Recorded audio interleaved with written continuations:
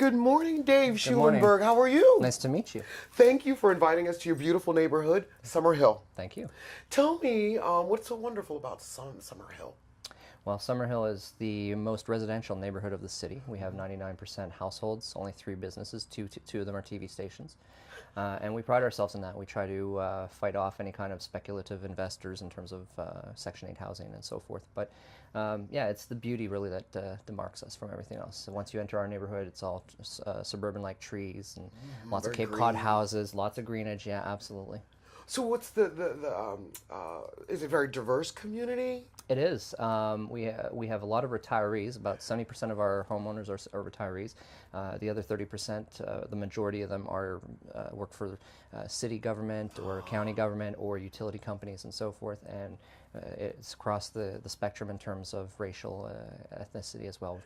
We've got a few Muslims. We've got a few African American families as well. So, but we've been seeing a big insurgent lately of young new homeowners moving in. Yeah, with the babies, that Yes, sandwich exactly. generation. Exactly. It's beautiful up here, I might add. I mean, it's kind of like a little secret. It is. You're like in the suburbs, but you're not. One of the things we promote is that a lot of the houses that go up for sale, we get a lot of, as I said, new young families, and usually they're like first-time home buyers, and they're just starting their families. Once they get to 3 kids, then they move into another house somewhere else, or they buy another property in our neighborhood and build.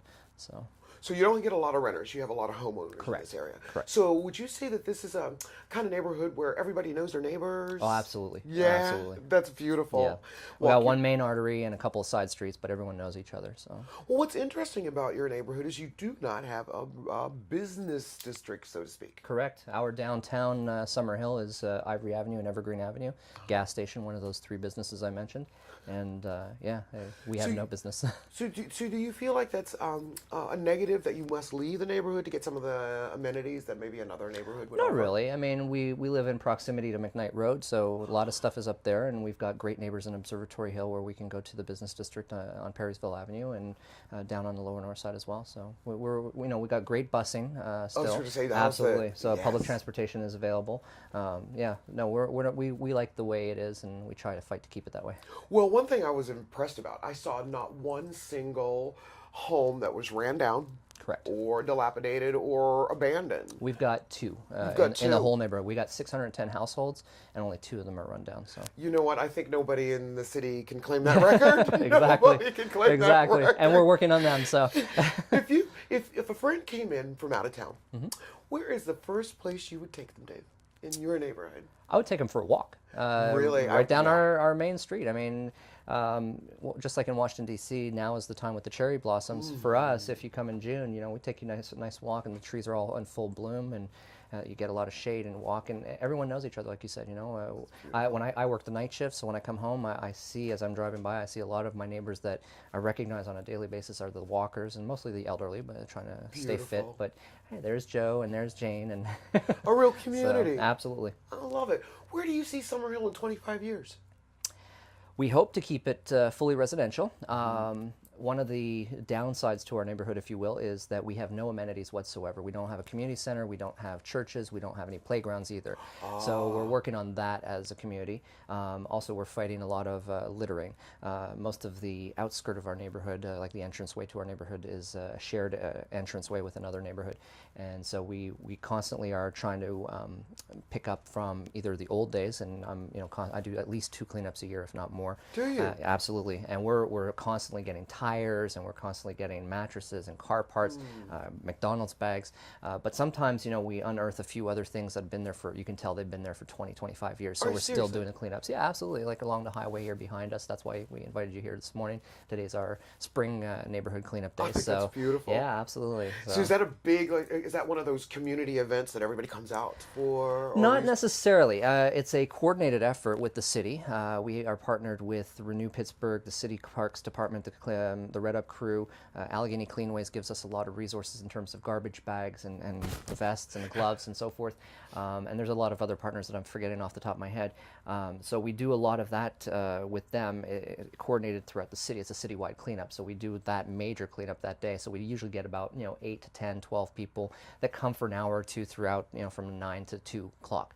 But then even throughout the year, that's the one thing that we do love about our neighbors is they're constantly bringing, even if it's just a little Giant Eagle blue bag, picking up the trash as they're walking, because sometimes, as I said, it's not even stuff that's been dropped, it's stuff that's been there for years. So as they're picking up, and so it's a very clean neighborhood as well. So, well, I've been looking at some of the houses, and some of them I can tell have been here, for 50, 60, some of them in case 100 years old. How old would you say Spring Hill? Was this this is one of the typical, I hate to say it, but because that's not typical for the rest of the country, but typical Pittsburgh neighborhood where it was here from the 1700s, the 1800s. Well, this is Summerhill, not Spring Hill. I'm sorry. And the majority of our houses are Cape Cod houses, and they were wartime built. So, like mine, for example, was built in 1951. Okay. So there's a lot of the Cape Cod style ones that you find. You can pretty much guesstimate they've been there somewhere between 1940 and 1960. But a lot of these bigger houses, you're right, they've been there a lot longer. And then, as I said, some of the newer families, as they grow, then they say, well, either we have to move out or we're going to go buy an empty lot somewhere in the neighborhood and we're going to build a house, and so, or they add extensions and stuff to their house. So there was a few new houses that have been built in the last 20 years, but as infrastructures come in, like sewage systems and so forth. But for the most part, the houses they've been there since somewhere between 1920 and 1950. So you still have room to build here in this neighborhood? Yes, if you knock down a few trees. Well, you've got a lot of those. But we do have a few empty lots. Trees. Yes, it's beautiful. Yes, and speaking of, do you as a community participate in green spaces like community gardens? No, that is one of those are two of the actual things that we're working on next, as I was mentioning about infrastructure. A lot of younger families would like to see a toddler park built somewhere. Just, a little section where you can have a couple benches for the grandparents that are taking care of their grandkids, and then a community board that informs people what's going on.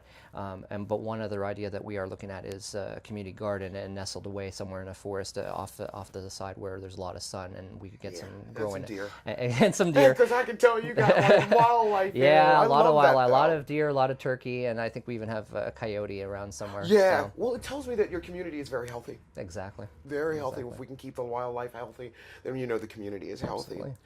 Where do you see Summerhill in 25 years? What is it going to look like? Well, as I said, we're hoping to keep it as fully residential as possible.